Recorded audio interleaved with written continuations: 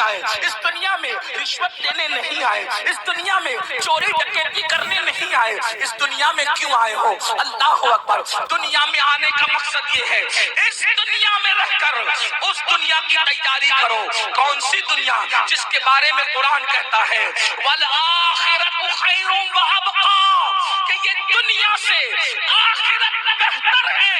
اس بہتر دنیا کی تیاری کرو جس کو آخرت کہتے ہیں, اس بہتر کی تیاری کرو جو کبھی ختم ہونے والی نہیں ہے. اللہ پاک نے دو ذمہ داریاں ہر مومن کو عطا کی ہے, دو ذمہ داری ہر مومن کو عطا کی ہے. اب اپنی دو ذمہ داری کو سنیں اور بات مکمل کی جائے. قرآن دو ذمہ داری کا بیان کرتا ہے. اللہ پاک ارشاد فرماتا ہے یا ایھا الذین آمنوا قوا انفسکم واہلیکم نارا, اے ایمان والو اپنے آپ کو اور اپنی اولاد کو جہنم کی اس آگ سے بچاؤ جس کا ایندھن انسان اور پتھر ہے. اللہ اکبر, اللہ اللہ. قرآن کیا کہہ رہا ہے؟ اب میرے بھائیوں کی اور بہنوں کی توجہ چاہتا ہوں. قرآن کہتا ہے اے ایمان والو اپنے آپ کو اور اپنی اولاد کو جہنم کی آگ سے بچا لو. یہ جہنم کی آگ کیا ہے؟ تو قرآن کہتا ہے وقودها الناس والحجارہ, جس کا ایندھن انسان اور پتھر ہے.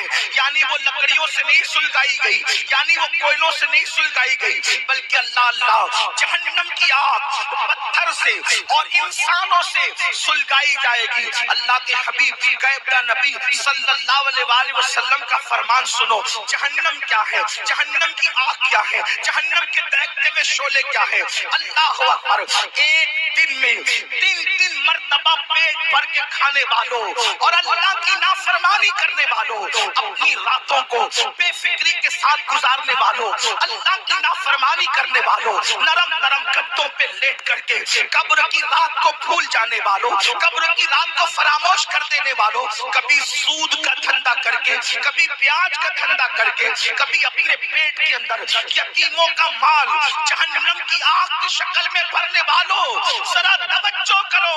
یہ جہنم کیا ہے جس کا ذکر اللہ کے حبیب غیب کا نبی مصطفیٰ کریم رؤوف الرحیم صلی اللہ علیہ وآلہ وسلم نے فرمایا.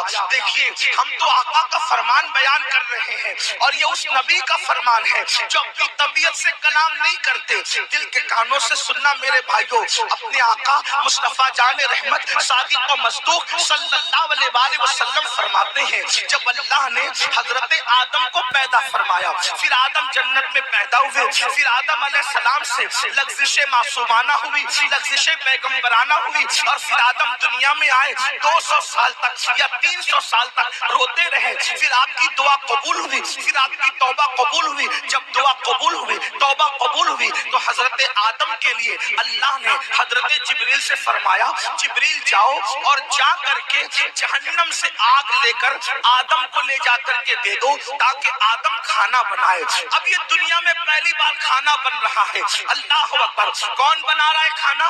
حضرت آدم. دنیا کی پہلی ڈش بن رہی ہے, دنیا کا پہلا کھانا بن رہا ہے, اور کون بنا رہا ہے؟ آدم علیہ السلام. اس کے لیے آگ, ابھی تک دنیا میں آگ نہیں تھی, دنیا میں آگ کا عطا پتہ نہیں تھا, بلکہ اب آگ کی ضرورت پڑی حضرت انسان کو. یہاں پر جو ہسٹری کے طالب علم ہیں اور تاریخ کے طالب علم ہیں ان کی توجہ چاہتا ہوں. اللہ اللہ. لوگ یہ کہتے ہیں انسان پہلے بندر تھا اور بندر سے ترقی کرتے کرتے وہ انسان بنا. یہ کون لوگ کہتے ہیں؟ وہ لوگ کہتے ہیں جو انسانیت کے ٹھیکیدار بنے ہوئے. کیا کہتے ہیں؟ انسان پہلے بندر تھا اور وہ ترقی کرتے کرتے انسان بنا.